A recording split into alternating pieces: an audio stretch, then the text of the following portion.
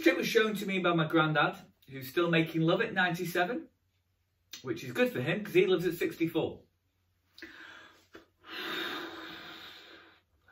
He collects antiques and he stains furniture. He doesn't know he's staining the furniture. We've nicknamed him Spider-Man. He's no superhero, he just can't get out the bath. He's just bought himself a brand new BMW car. Well, he wanted a car he could spell. I took him to the doctor's yesterday because he's been putting on a lot of weight. The doctor said, don't eat anything fatty.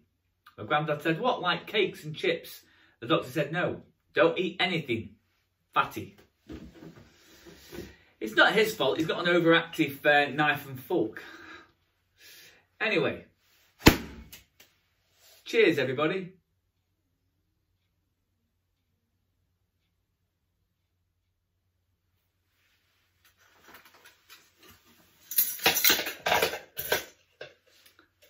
People often ask me, Nick, why did you get into magic? It's because I wasn't very good at school. 6 weeks I was given to do a science project, and on the morning of the presentation I woke up, I'd done nothing. I thought, what am I going to do? I went round the house, I got myself a small needle box like this and 2 matchboxes. I took out the matches, put the boxes inside the needle box, and I sat in my class waiting to be called. The teacher said, Nick, stand up and show us your experiment. I said, my experiment's on vacuums, pockets of air. I took out the 2 matchboxes. I pushed the drawers out and I showed everybody the boxes. I made a tunnel with the boxes, placing one drawer in one side and the other drawer only halfway in on this side. I said to my class, if I push this drawer, it pushes the air, the vacuum, opening the other drawer like this.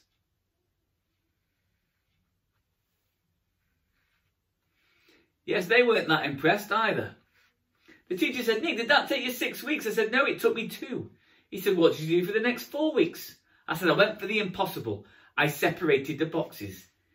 He said, Nick, don't be silly, that will never work. I said, I know. That's what I first thought.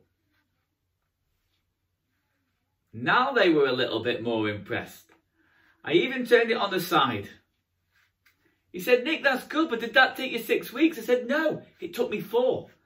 He said, what did you do for the last 2 weeks? I said, I went for the impossible. I separated the boxes. He said, Nick, if this works, everyone will put £20 in an envelope and send it to your address. But he said, that will never work. I said, I know. That's what I first thought. You can do it this way. You can turn it that way. You can even turn them so they're back to back. It will always work. He said, Nick, how do you get them to stop? I said, it's simple. You put the backs together. You open both the drawers. You get yourself a vacuum chamber. You place it inside the vacuum chamber and you gently suck away the vacuum. That's my experiment and I'm sticking with it.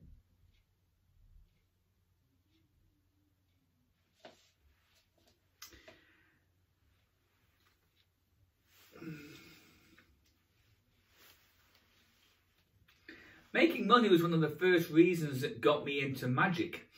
I can remember my granddad, he used to go into pubs when he was younger. He'd have 3 ropes. He'd have a rope like this, which was the long rope. That was the length between his hip to his ankle. He would take this rope. This was a medium-sized rope. This one was the length between his shoulder to his wrist. Finally, he'd take the small rope. This one was the length between the end of his finger to the end of his thumb. He would take the 3 ropes like this. He would put the small one here, middle-sized one there, and the long one over here. He would bring the ends up to the top. He would challenge everyone to gamble £10 on which one is the short one. And don't say me, I meant the ropes. Some people would gamble here, some would gamble here. Clever ones would gamble on this side. But by now he would have clicked his fingers And everyone would be wrong, because all 3 ropes become the same size, just like this. You see, my granddad was a gambler. This one was the short one. If you place the short one next to the medium-sized one, they become the same size. Place it next to the long one, 3 ropes, all the same size. You cannot win. I said, Grandad, the problem is, what if they grab the ropes off you? They're going to find that you are cheating. He said, no, if they go to grab the ropes, click your fingers really quick. And whichever ropes they grab, all they're going to find is 1 long rope, 1 medium-sized rope, and the small one is over here.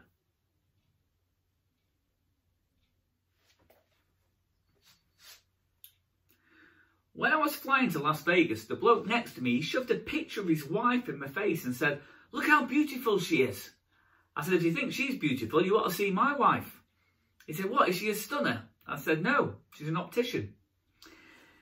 Now, when I got to Vegas, everybody gets a wallet like this. And in the wallet, they all keep their poker chips. Now, they're all worth different values, and you must make sure you remember which is which. The least valuable one is the red one. The most valuable one is the yellow one. And the green one is somewhere in between. If I place them over here and take one of them out, let's say, for example, I take the red one out. If the red one's in this hand, what's left in this hand? No, so the red one's over here, the yellow and green is over here in this hand. You've got to watch close, or else you'll end up with the least valuable poker chip. Watch again, we'll make sure everything's really clear for you. Red, yellow, green. I will take another one out and place it on the back of my hand. That's the red one. To make sure it's really fair, I will throw it to this hand. So if I've got red here, what's in this one? Yellow and green. No, you're not watching close. The red one's over here, the yellow and green's over there. I'm going to make this as fair as I possibly can, just to make it easy for you lot watching. I will take the red one out and leave it on the table. In fact, to be really fair, we'll place the red one back inside the wallet, just like that. Now it's inside the wallet. What's in the hand? Ha, you weren't watching. You see, inside the hand is the red one, and inside the wallet is the yellow and the green one. And of course, you can inspect everything. Well, you lot can't because you're watching on the telly.